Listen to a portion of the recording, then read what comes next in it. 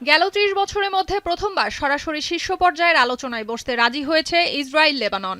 মঙ্গলবার ওয়াশিংটনে একটি ত্রিপক্ষীয় বৈঠকের পর দুপক্ষ এমন সিদ্ধান্তে পৌঁছায়, যেটিকে একটি বড় সাফল্য হিসেবে বলছে যুক্তরাষ্ট্র। বৃহস্পতিবার দ্বিতীয় দফা বৈঠকের কথা রয়েছে, যেখানে চলমান ১০ দিনের যুদ্ধবিরতির মেয়াদ বাড়ানোর বিষয়ে আলোচনা হতে পারে।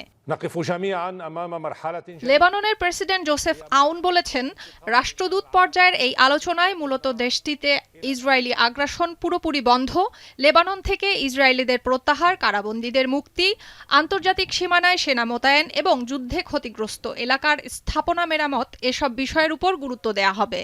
দুদেশের মধ্যে যখন আলোচনার এমন প্রেক্ষাপট, সেই সময়ে দক্ষিণ লেবাননে ইসরায়েলের ড্রোন হামলায় এক সাংবাদিক সহ ৫ জন নিহতের খবর দিল আল জাজিরা।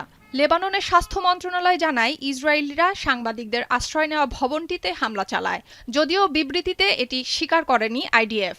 গত মাসেও দক্ষিণ লেবাননে প্রেস নেমপ্লেটযুক্ত গাড়িতে ইসরায়েলি হামলায় ৩ জন সাংবাদিক নিহত হন।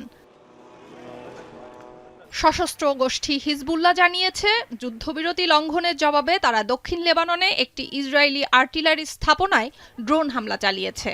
বিপরীতে আইডিএফ বলছে, ইসরায়েলি সেনা সদস্যদেরকে লক্ষ্যবস্তু করা হিজবুল্লাহর একটি বিমান প্রতিহত করেছে তারা। ২০২৪ সালে ইসরায়েলের পেজার এবং ওয়াকিটকি বিস্ফোরণে হাসান নাসিরুল্লাহ সহ হিজবুল্লাহর বেশ কজন নেতা নিহত হয়। এরপর থেকেই দুপক্ষের মধ্যে উত্তেজনা শুরু। যদিও উত্তেজনা যেন আর না বাড়ে, সেজন্য লেবানন সরাসরি আলোচনার প্রস্তাব দিয়েছে, কিন্তু এতদিন ইসরায়েল তাতে ইতিবাচক সাড়া দেয়নি।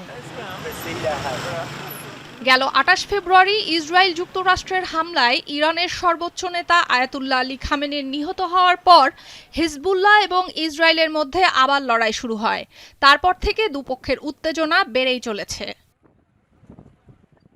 সুলতানা দিনা, এখন বিশ্ব। লিলি আল্ট্রাসফট সিরাম জেল, যা গভীর থেকে স্কিনে দেয় ৩ গুণ সিরাম হাইড্রেশন। সিরাম জেল হাইড্রেশনে ব্রাইট থাকো সব সিজনে।